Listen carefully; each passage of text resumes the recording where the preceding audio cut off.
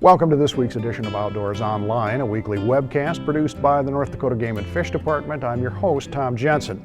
My guest this week is R.J. Gross. R.J. is an upland bird biologist with Game and Fish. We're going to talk about pheasants. R.J., you and your crews are just completing your crowing count surveys. First question, I guess, what is a crowing count?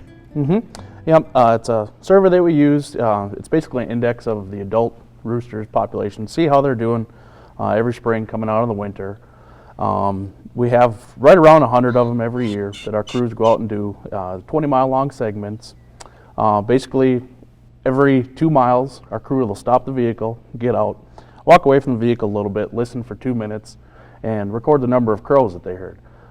We do that same routes year to year so that we can compare, see how the population is doing. You mentioned now that this is an adult bird survey. Correct, yep. We're only looking at the adult roosters coming out of the winter. Well, now, so if it's adults, it doesn't necessarily give you a good indication of what bird numbers are going to be like this fall. I mean, there are, of course, a lot of broods that are on the ground now. How do you find out that information? Yep, that we look at, that'll be our late summer roadside counts. We start those usually the end of July, go through month of August. There we're actually looking at all the birds that you see, all upland birds, roosters, hens, broods, things like that. We run the same routes as the crowing counts. Our cooperators, they'll go do the route, drive real slow. Every time they see a bird, they'll get out, try and flush it up, clap their hands, stomp their feet. Then we'll classify, look at the roosters, the broods, classify the age size of the broods, brood size, things like that. You mentioned the different transects that you use, and there's like 100 of them across the state. This, I guess, gives you a better handle of the geographic zones all across North Dakota. Yep, exactly. We have the state's broken up into 4 census units. Basically, we have the Northwest is number 1, number 2 is the Northeast, number 3 is the Southwest, and number 4 is the Southeast. A few questions that we hear on the street. Game and Fish people always field a lot of questions. Has our dry spring and summer so far had an effect on bird numbers? It's a little early to tell. Like we talked about the brood survey, that's when we'll get the big, big picture of coming into the fall. It's definitely not setting up to do very well. The bigger thing that worried me, I guess, was the hen condition coming out of the winter. We had really bad, snowy, cold December and January. I actually got my hand on some birds late January. They were very skinny, kind of getting to the point of emaciation. But then we had that nice reprieve in February. The hillsides kind of started opening up. Birds found some food, made it through. So I'm not exactly sure how well the hen body condition will be in order to have a successful clutch of eggs. Sure. As I've been traveling out there, we've been seeing, it's been very, very dry. Most of the state is in a severe drought condition. A lot of the brood rearing habitat isn't as tall, as thick as you'd want it to be.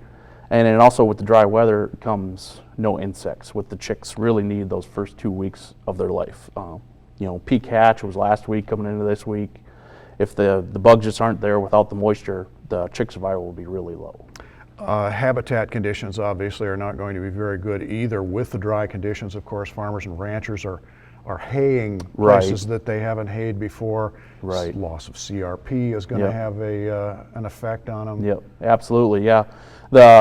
We might be having emergency haying, and while that'll be past the peak hatch, it's still, kind of worrisome that if a lot of the habitat is hayed, that'll be very tough on the chicks' survival. Then with CRP, in our peak we had over 3 million acres. Now I think we're down to somewhere around 1 million. And as we've seen CRP go down, so has pheasant numbers, pheasant harvest as well. Well, big picture, I guess, what can pheasant hunters expect to see? Just speculating on your part this year. I mean, even though, crowing counts were down to 15% statewide, that's not as bad as we thought it would be. It could have been a lot worse with the start of the winter that we had.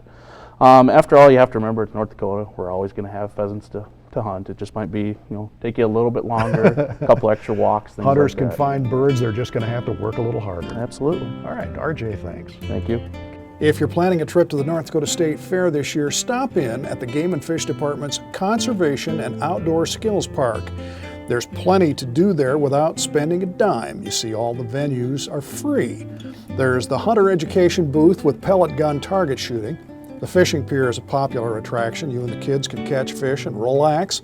There's an archery booth with target shooting there too. Trapping and fur takers booth is also included. Or if you're just looking for an answer to an outdoor question, stop at the information booth. Or if you're just looking for a shady spot to relax, park yourself under one of the many trees in the park. The Conservation and Outdoor Skills Park is open from 1 to 7 every day of the fair, July 21st through the 29th. For RJ Gross and the rest of the staff here at North Dakota Game and Fish, thanks for joining us for Outdoors Online. We'll see you again next week.